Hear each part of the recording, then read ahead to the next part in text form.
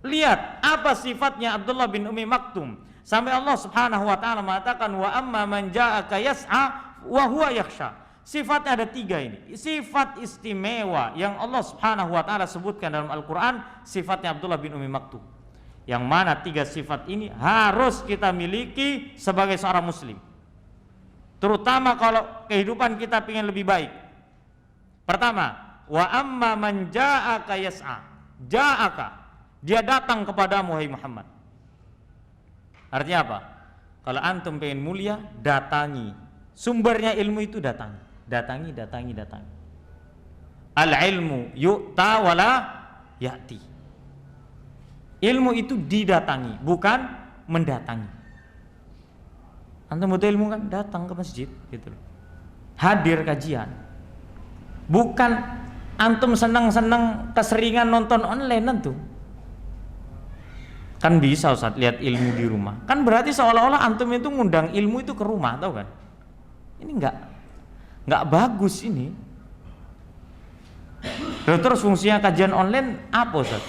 Fungsinya adalah untuk memfasilitasi orang-orang yang tidak mampu hadir ke majelis ilmu.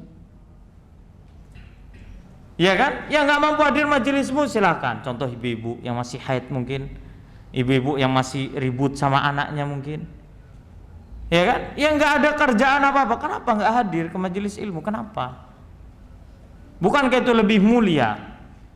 Lebih tinggi derajat di hadapan Allah Subhanahu wa taala. Pertama, sifat seorang muslim yang harus dimiliki dalam masalah ilmu apa itu? Dia datangi ilmu.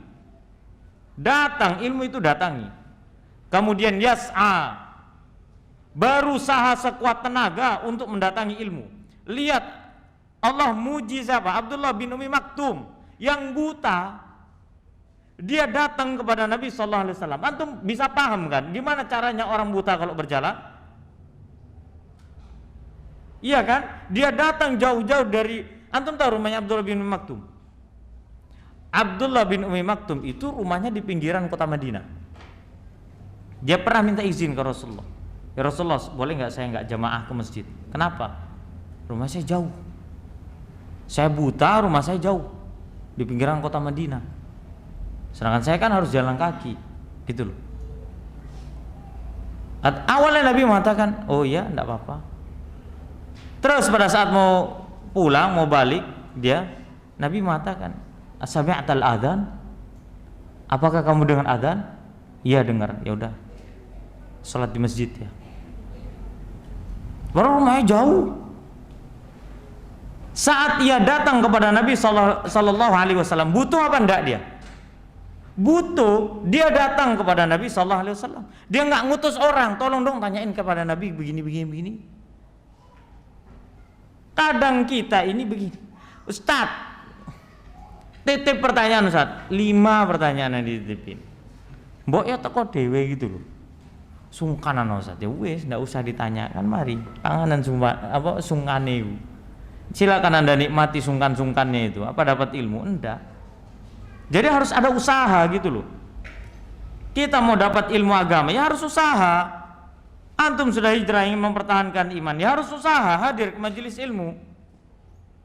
Jangan pas ngerasa udah usaha hadir majelis ilmu Ustaz, gampang sekarang kajian Ustaz. Iya gampang, sama kayak semangatmu yang gampang putul, yang gampang patah semangat kita, betul kan? Iya. Antum pikir futur itu apa? Futur itu penyakit hilangnya semangat.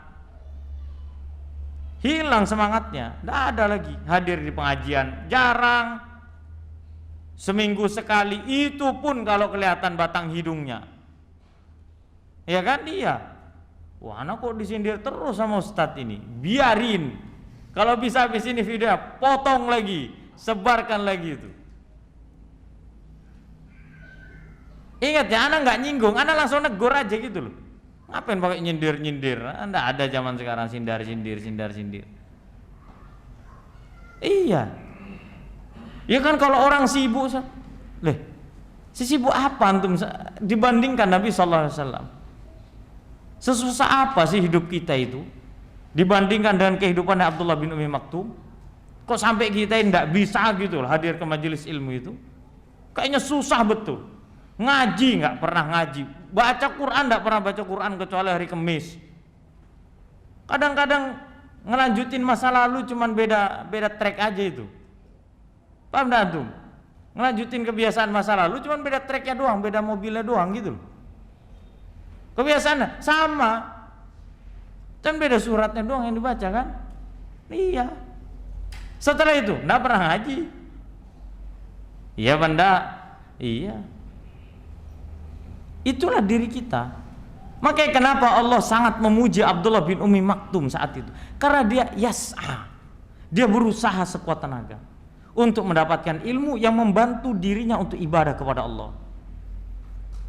Baru kemudian sifat yang ketiga, wah ini nggak bakal kita dapat kalau nggak yas'a duluan ini.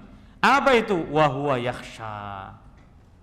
Orang yang sudah berusaha dapat ilmu, Allah kasih ilmu, maka puncak tertinggi orang yang alim adalah memiliki rasa takut kepada Allah Subhanahu wa taala.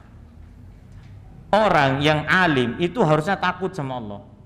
Kalau dia ngomong, dia nggak bakal ngomong sembarangan kecuali atas dasar dalil. Kalau dia manjurkan suatu amalan, dia tidak akan manjurkan kecuali semua ada dalilnya.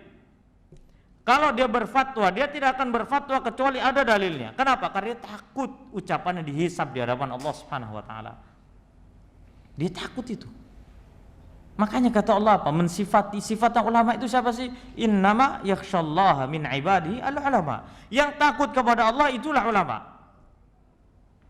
Bukan ulama itu yang banyak jemaahnya, yang bisa ngisi di depan, yang pokoknya bisa ngomong, penyampaiannya bagus, semua jamaahnya menarik, followersnya banyak, yang lucu, yang membuat jamaahnya ketawa. Bukan, antum mending nonton komedi aja sana, banyak kok tayangan di TV, di YouTube itu.